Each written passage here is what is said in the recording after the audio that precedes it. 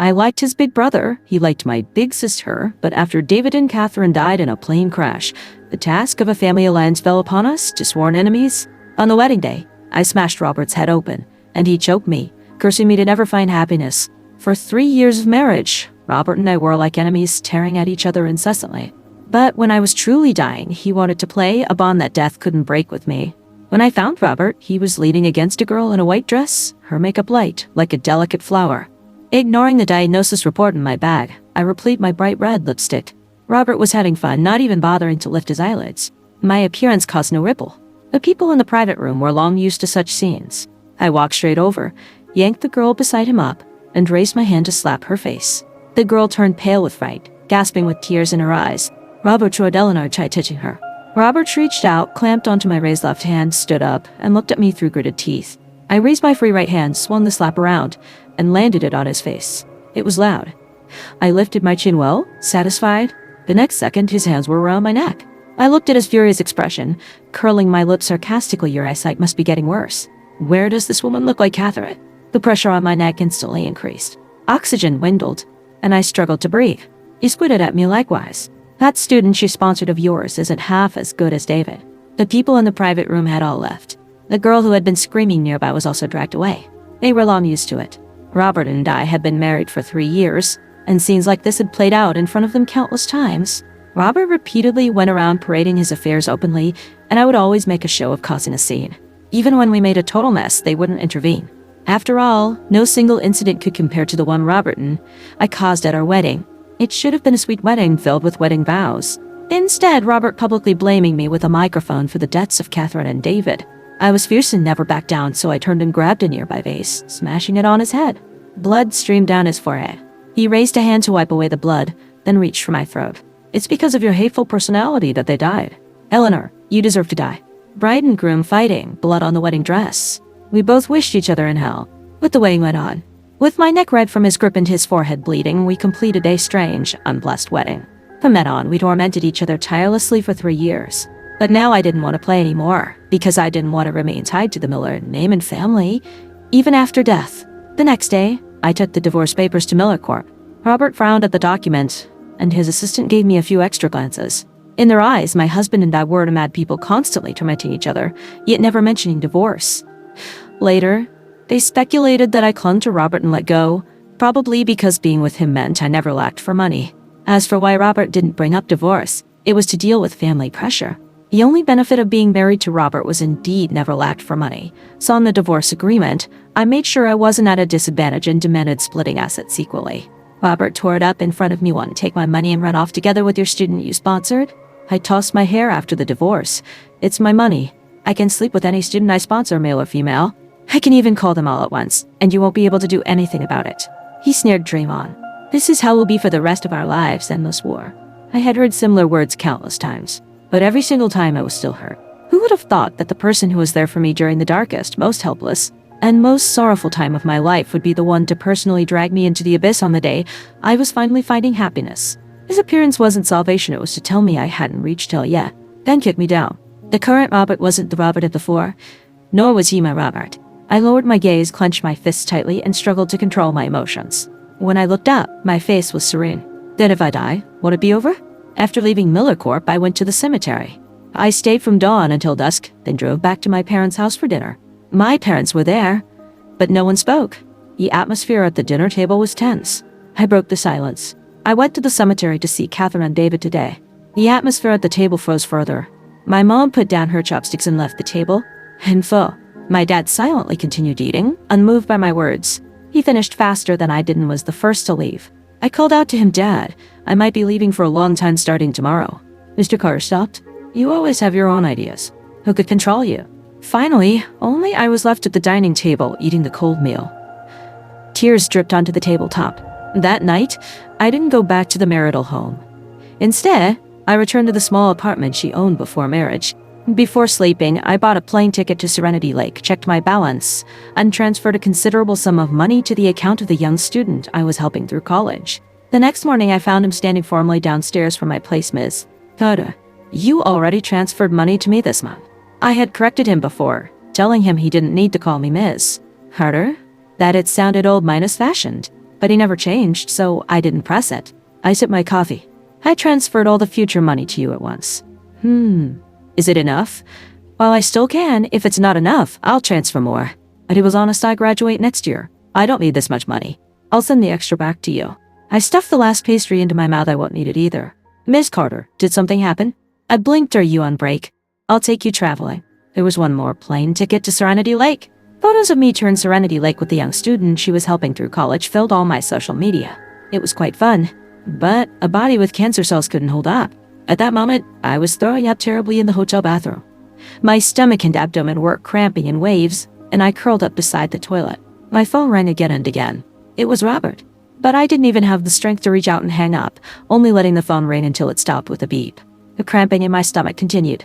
I threw up into the toilet again, repeating the cycle until the pain was so bad I couldn't tell where it hurt anymore. My body finally settled down. I hugged myself. Curled up on the floor, suddenly feeling useless. My body finally recovered slightly and I composed myself before calling Robert back. When I spoke, there was no trace of the illness or choked voice from before. What do you want? He was fiercer than me, practically roaring, Eleanor, this is how you disgust me. Delete those pictures. If you don't like being cheated on, then divorce me. Robert always knew how to hit nerve. If David saw you like this, he'd be disgusted. The pain in my abdomen surged back. I bit my lip, holding it in with all my might. If Catherine saw the cheap mistress she found, she'd probably be furious too. Of course, I wasn't bad at hitting his nerves either. We always matched each other jab for jab. He hung up in anger, even forgot to curse me to die. The doorbell rang. Ethan stood at the door, holding a pink pig minus-shaped marshmallow mousse. Carter, I saw it downstairs just now, so I bought one for you. The person who was 80% similar to him in the exact same marshmallow made me feel momentarily disoriented. A sense of injustice in my heart exploded to the extreme, and my tears broke the dam. Let me tell you a story. Growing up, I wasn't paid much attention at home because I had an outstanding sister, Catherine. She picked up everything instantly, was good at academics and sports, popular, could play 3 instruments, and got into an Ivy League school before graduation. From childhood, she was always the good child others talked about. I wasn't like that. My parents once tried hard to guide me in Catherine's direction, but I couldn't sit at the piano for more than 10 minutes. I had to run out to the yard to water the flowers. Learning to dance didn't work either. I had no rhythm and couldn't remember the steps, so they gave up on me. I sniffled. But why does everyone have to be equally outstanding? Why can't some people just be ordinary? They didn't pay attention to me, so they didn't know I was particularly good at sculpting. I secretly went to a sculpting competition and won first prize in the creative category. When they found out, they weren't proud of me. Instead, they said it was just playing with mud, nothing sophisticated. I lowered my eyes and said softly, but I'm not heartless. Anyone would be sad if something they liked wasn't acknowledged. I ran out and cried for a long time. Later, a little chubby boy came over, holding a pink pig minus-shaped marshmallow, and handed it to me. Crybaby, look here. This marshmallow is for you. Stop crying. I asked him his name. He thought for a moment, then suddenly straightened up and said formally, my name is David. His posture suddenly became like that of the adults who all like my sister Catherine. I pursed my lips and, on impulse, straightened my back too. I didn't say my own name, instead imitating Catherine. My name is Catherine. Several years later, David's family moved near our house, and I found out he had a younger brother named Robert. The 2 brothers looked somewhat alike. After that, I followed David around like a shadow. Neighbors would tease that I'd be David's wife someday. But in the end, David held Catherine's hand and gently, but formally told my parents, Mr. and Mrs. Carter, I'd like to marry Catherine. That night, I ran out. On the way back, I met Robert. His eyes were red minus rand. I knew he liked my sister Catherine. When I was following David, he was oft unfollowing Catherine, but he still called me an idiot. I would claw and hit him, telling him he deserved not to marry Catherine. He retorted, then you can't marry my brother either. We would start fighting. When we were tired, we'd go to the roadside and have a drinking contest. Robert had poor tolerance for alcohol. He'd get drunk after just a little and then become talkative, sharing many embarrassing stories from his childhood. A couple of days later, I left without saying goodbye and bought a plane ticket to go abroad. When I came back, my mom slapped me and said someone as terrible as me had no right to like David. She also said my willfulness had killed Catherine and David. Because Catherine and David were worried about me, they used my ID to look up my flight information and also bought tickets to find me. But the plane crashed. Across the mountains, nothing left of them. Losing her outstanding daughter, my mom's hair turned white overnight from grief. Losing her excellent eldest son, Mrs. Miller, got sick and was hospitalized from grief. Both families were shattered. So Robert hated me so much that he deliberately treated me well, made me marry him, and then used that to get revenge. I'm really terrible, aren't I? My tears fell on the marshmallow. The pink pig-shaped marshmallow quickly dissolved. I cried and put the marshmallow into my mouth. Ethan, who had been listening in silence, spoke for the first time. "You're not terrible. I believe what you said, but I don't believe that's the whole story." I wanted to say, "Why wouldn't you believe it? You're an outsider." He all thought so, but the gnawing pain in my stomach surged again like a tidal wave. Before I could utter a single word, I fainted. When I woke up, I was lying in a hospital bed getting an IV. The doctor outside the door was talking to Ethan about something. Late-stage cancer. Bored, I got up, breathing on the window pane and writing, and Ethan came in and, his expression calm. "I've arranged for your hospitalization." I wiped away the words I had written. "I finally got out to have some fun, and now you're making me get hospitalization again. How about we don't treat it?" "No way." While Ethan was sorting out the hospitalization paperwork, I pulled out the IV needle and went to a restaurant next to the hospital, ordering a bowl of spicy noodles with extra spice. As tears and snot flowed, Ethan appeared at the restaurant entrance, his face dark. "Eleanor." He yelled my full name for the first time. Fine, he was growing up. Before he reached my side, I quickly picked up the bowl and drank all the soup. Finally, Ethan was so angry he couldn't speak. He simply grabbed my collar and walked me back towards the hospital. My phone was confiscated by Ethan, and I was forced to start chemotherapy. Every day was either getting an IV or taking medicine. It was like a switch had been flipped. I started throwing up frequently. I threw up after taking medicine, after drinking water, after eating. In just 1 week, I lost over 10 pounds. I sat in front of the mirror. Before, I couldn't lose weight no matter how hard I tried, but now I'd lost so much in a week. Turned out being thin isn't attractive either. Ethan took my mirror away. "Take your medicine." A heartless medicine minus feeding machine. I felt Ethan shouldn't keep staying here with me. I told him to leave several times. He just threw 2 words back at me, not leaving. "You haven't fallen for me, have you?" He said coldly, "No." I sighed. "Guess doing a good deed pays off now. I have a free caregiver, don't I?" Then one day, while the free caregiver wasn't around, I ran to the restaurant next door to the hospital again and ordered a bowl of spicy soup. But this time, before Ethan could come get me, the argument arrived. Robert was livid. Eleanor, his plane disappearing acts fun. My phone was confiscated by Ethan. I couldn't receive or see any calls, text messages. I couldn't update my social media either. Without batting an eye, I zipped up my jacket, hid the hospital gown underneath, and finally put on my mask. I couldn't let Robert know I was dying yet. Couldn't let him be happy too soon. Gathering all my strength, I made my voice sound robust. "What are you doing here? Decided you want a divorce? See if you're dead or alive. Sorry to waste your precious time with your little mistress. I'm still very much alive." Robert sneered. "Did you think I came specifically for you? Sarah wanted to come, so I just tagged along." The mistress appeared from behind him, sweetly linking her arm through his. The sight was jarring. A sharp pain twisted in my stomach. I suppressed the urge to press my hand on my stomach and walk past them as if nothing were wrong. The Grand Vista Hotel? "Don't stay there." Ethan and I stayed there. "The beds are too hard, not comfortable." "Eleanor." Robert yelled my name in anger. I didn't look back. I hadn't lost this round either. Perhaps it was seeing Robert, but the pain was much worse that night. In the early hours, I was sent to the ICU for resuscitation. Perhaps the pain made me delirious, but I kept thinking of the times Robert took care of me. The year Catherine and David first died, it was Robert who stayed with me, and only Robert. Although Mr. and Mrs. Carter never cursed me again afterward, they completely ignored me as if I didn't exist in that house. When I was despondent and couldn't eat or drink, Robert patiently used a cotton swab to dab water on my cracked lips bit by bit. Later, he made over 10 dishes for me in one evening, just to figure out what flavors I liked. When I finally started eating on my own and finished the food he made, he boasted proudly, "Isn't my cooking delicious?" When he said this, he was wearing my pink Mickey Mouse apron. It was too small for him, looking particularly comical yet somehow cute. But how could all his kindness, all his concern for me, have been an act? Waves of cramping pain came from my stomach. I pressed on it with my hand, momentarily unable to tell which part hurt more. I clearly realized I didn't have much time left. After receiving various treatments at the hospital, my body recovered slightly. Ethan brought me my phone. "Your phone says you have something important to do the day after tomorrow." I checked my memo. It was Mrs. Miller's birthday. No matter how much Robert and I fought, we had an unspoken agreement not to involve our elders. Every year for Mrs. Miller's birthday, we would still go back to celebrate with her. In previous years, I would have already prepared the gift by this time, but this recent haze made me unable to remember anything. I told Ethan why I had to go back. He didn't stop me anymore and help me with the discharge procedures. However, he added a condition: when I went back, he would be the driver no matter where I went. I asked if he wanted money. He said yes. I nodded and agreed. Mrs. Miller's birthday wasn't a big celebration, just a simple family dinner. Robert and I met at the gate, agreeing to an unspoken ruse. Arm in arm, we walked into the Miller house. Although it was a birthday, The atmosphere wasn't lively. The pain of losing a son forever hung over the family. We ate in silence, gave our gifts. As we were leaving, Mrs. Miller called out to me and asked, "Are you okay?" I instinctively wanted to pull out a mirror to check if my makeup was smeared. Mrs. Miller took my hand. "You've lost a lot of weight." I hadn't thought about crying when I was in too much pain to sleep night after night, or when I was pushed into the ICU, knowing I might not come out. But now, my tears wouldn't stop. "Silly child, Mrs. Miller raised her hand to wipe my tears. "It's not your fault. I don't blame you. You should let yourself go too."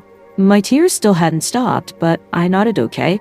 As we left, Robert and I put on a good show, still walking out arm in arm. Just outside the gate, he pulled his arm away. I grabbed it, lowering my eyes. "Robert, let's talk properly." Perhaps because it was rare for me to soften my tone, Robert didn't insist on pulling his arm away. He looked down at me, waiting for me to speak. Just then, Robert's mistress walked over, looking pathetic at Robert. "Can we go now?" And she suddenly slipped, lunging towards me and reaching for my arm. I didn't move, waiting for her to steady herself. But she smiled at me. My arm suddenly hurt. Instinctively, I pushed her away. She stumbled backward with a gasp and fell into Robert's arms. Just as I was about to check the source of the pain on my arm, a slap landed on my face, Eleanor. "Go ahead, be even more vicious." Robert's slap was hard. My body reeled from the impact. The pain in my abdomen swept over me like a landslide and died tsunami. A metallic taste filled my throat. I desperately told myself to hold on, but the recent chemotherapy had drained my energy completely. I was at the end of my rope, outwardly strong but inwardly weak. I crumpled to the ground. The pain in my abdomen made me almost convulse. I curled up, the pain like a towering wave, flooding over me in surges. I bit down hard on my palm to keep myself from crying out in pain. Robert looked down at me from above, saying coldly, "Stop faking it. You had plenty of strength when you pushed her just now, didn't you?" Tears welled from the corners of my eyes. My palm was already broken from my bite, and I couldn't tell if the metallic taste in my mouth was from there or somewhere else. I should have slapped him back, but I had no strength left. There were rapid footsteps coming towards me. A jacket was placed over me. Ethan kicked Robert. Robert was kicked to the ground. His mistress gasped, asked, "How could you hit him?" Ethan walked over to me.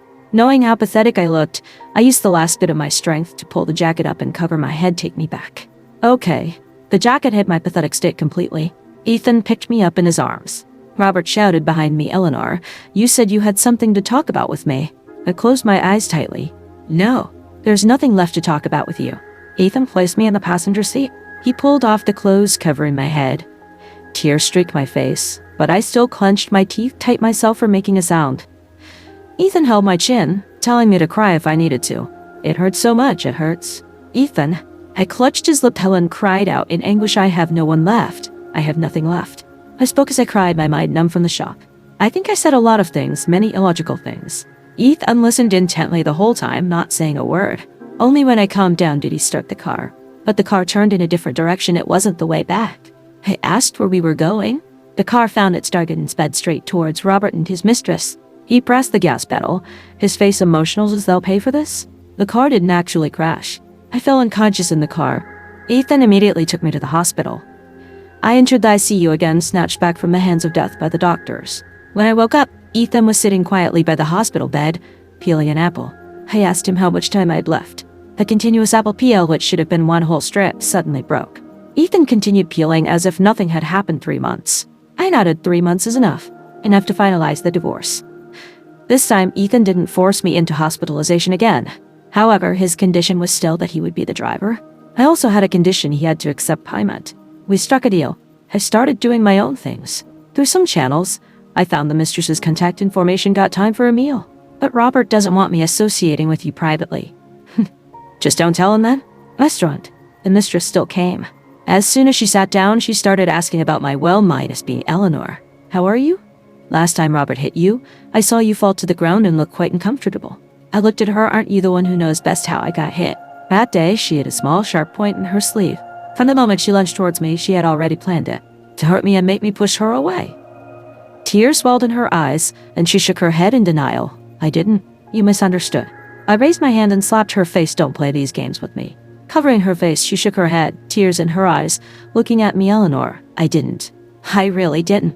I raised my hand to slap her again, but it was firmly grabbed by Robert, who had arrived in a rage. "Eleanor, are you done or not?" Sure enough, the mistress wouldn't come alone. Of course, that was my intention, not done. I picked up the glass on the table and splashed him out some tea. Robert raised his hand, about to slap me. Then, as if remembering something, he stopped just 3 centimeters from my face. "I'm warning you. Eleanor, this is the last time. Don't bother Sarah again." "Too bad," I retorted. "Let me tell you, this is the first time. If you don't divorce me, I'll find her again.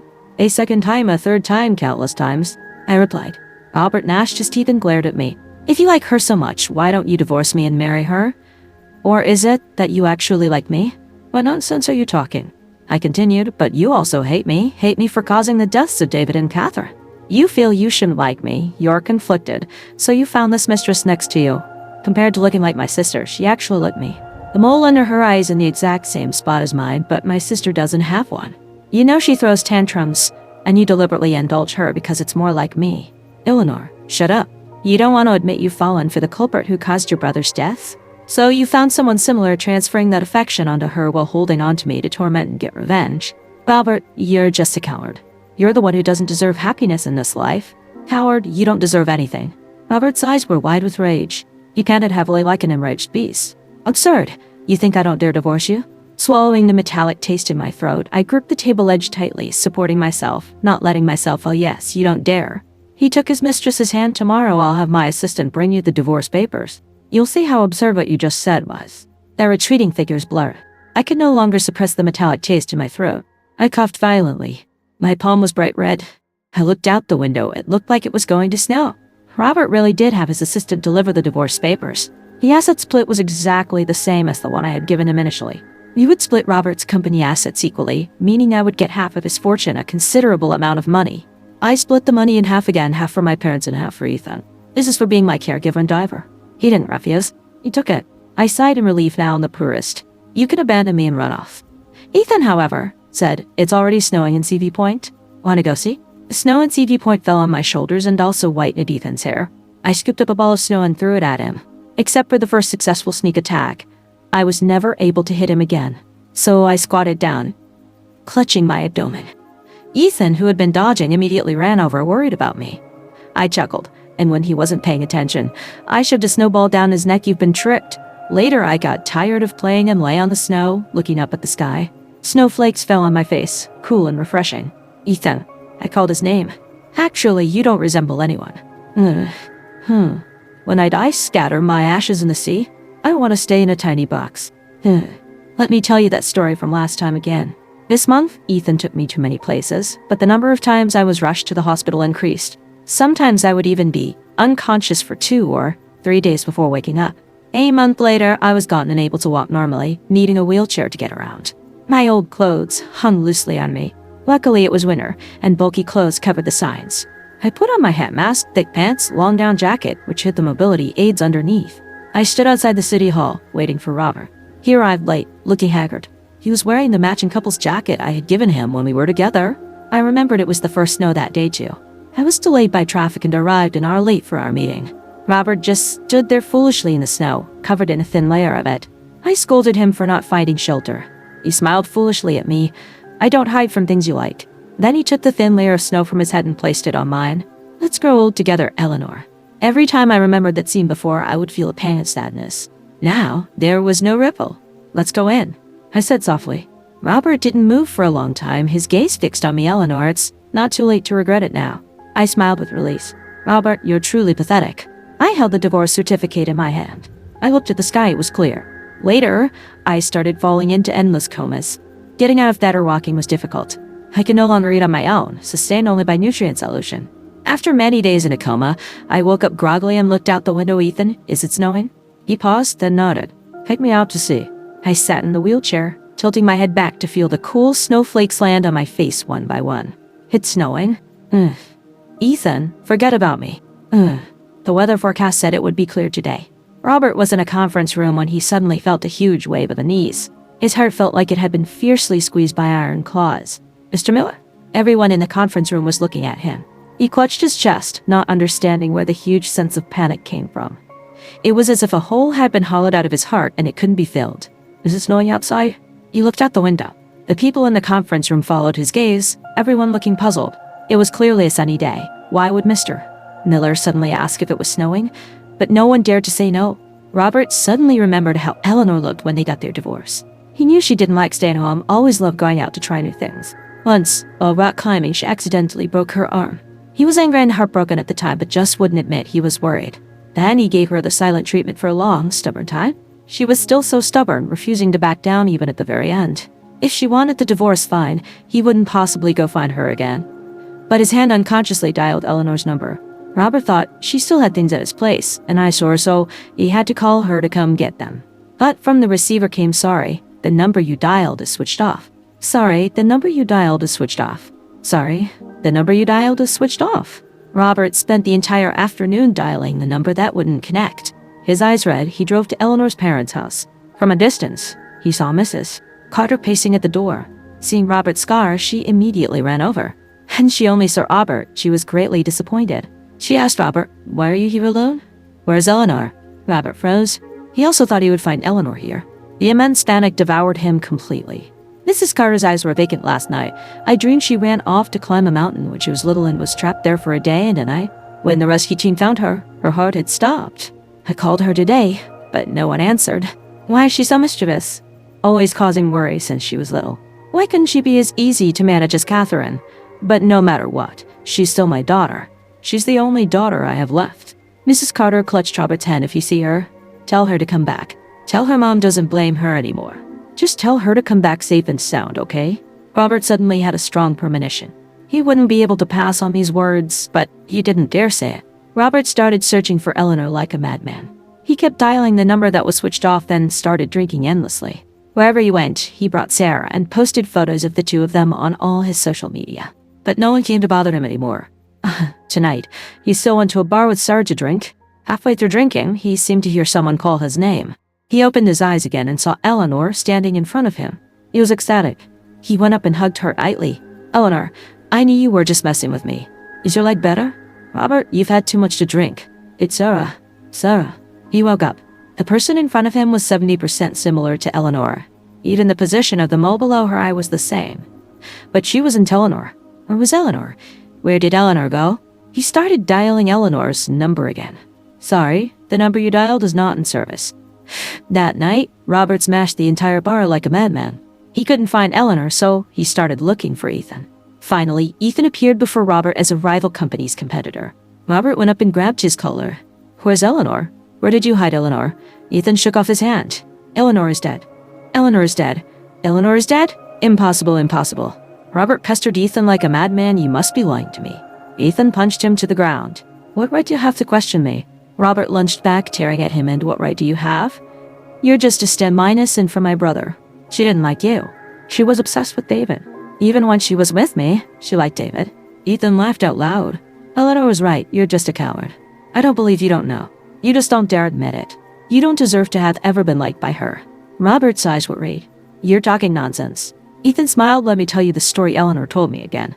I always followed David, not because I liked him, but because I wanted to thank him in that way for the marshmallow he gave me back then. David always treated me like a little sister. The day David came to propose, I didn't run away because I was unhappy. I wanted to get them a custom music box, the one with the prince and princess holding hands happily. Later, when I was drinking with Robert, I found out he was actually the little chubby boy who gave me the marshmallow when we were kids. Like me, he felt inferior because he had an excellent brother. He thought people would only like him if he used his brother's name. I suddenly felt sorry for him. My affection for David should have originally transferred to him, but in the end, he didn't get to marry Catherine and didn't have it easy. Later, I found out his favorite sports star had a signing event overseas. Plus, I needed to pick up the engagement gift I had gotten for Catherine and David, so I bought the plane ticket to fly abroad. I didn't leave because I was angry, and I had no idea there would be an accident. Mom blamed me. They all blamed me. I wanted to explain, but I saw they were shattered at the time. People can't survive immense trauma. If there's no love left, what hate sustained them? I considered it paying for their lives. Robert also approached me with his shattered self. I know how much he loved his brother, David, but during that time he genuinely healed me. That's why I liked him. He liked me too, I know. But he also hated me, and even more, he hated himself. He trapped himself in his own web. He couldn't accept that he had fallen for the person who gradually caused his brother's death. So he used an extreme method to tie me down, tormenting me while also tormenting himself. For 3 years, I watched him trap himself in his own web. He never moved past it and was even less willing to face his true feelings. I'm tired. I don't want to play with him anymore. And I don't like him anymore. I loved clearly, I hurt clearly, and I clearly bore the consequences of everything I did. I never regretted any decision I made, and I was willing to accept all the consequences. So now, I can say goodbye to this world without regret. Ethan looked coldly at Robert and said, "You dare face your own heart, so you've always lied to yourself that Eleanor liked David, and that you liked Catherine. You told yourself you only married her for revenge. You used this belief to numb yourself, to make yourself feel better. But from beginning to end, Eleanor knew everything. She was clean and pure, more insightful and kind than anyone else. Too bad you weren't worthy." When Ethan finished speaking, the light in Robert's eyes slowly faded. He slumped to the ground as if his bones had been pulled out, collapsing, kneeling as if clutching a lifeline, begging Ethan, "Please, tell me where she's buried, okay?"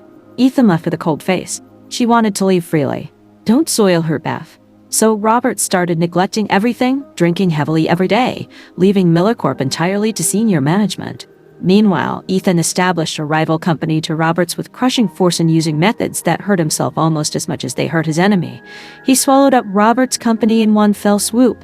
It started snowing outside. Robert stumbled to the balcony edge, reaching out to catch the snowflakes, murmuring it's snowing again. He suddenly burst into laughter, took out his phone, and called Ethan. "Ethan, I'm jealous of you. Jealous that you were with Ellie during her last moments. Jealous that Ellie entrusted herself to you after she died. You liked Ellie too, didn't you?" Ethan also stood in the snow, looking up at the falling snowflakes. "No." Robert laughed louder. "Even if you hide Ellie, I'll find her. I won't be a coward. I will definitely find her." Then, he climbed over the railing and jumped. The snow fell heavier.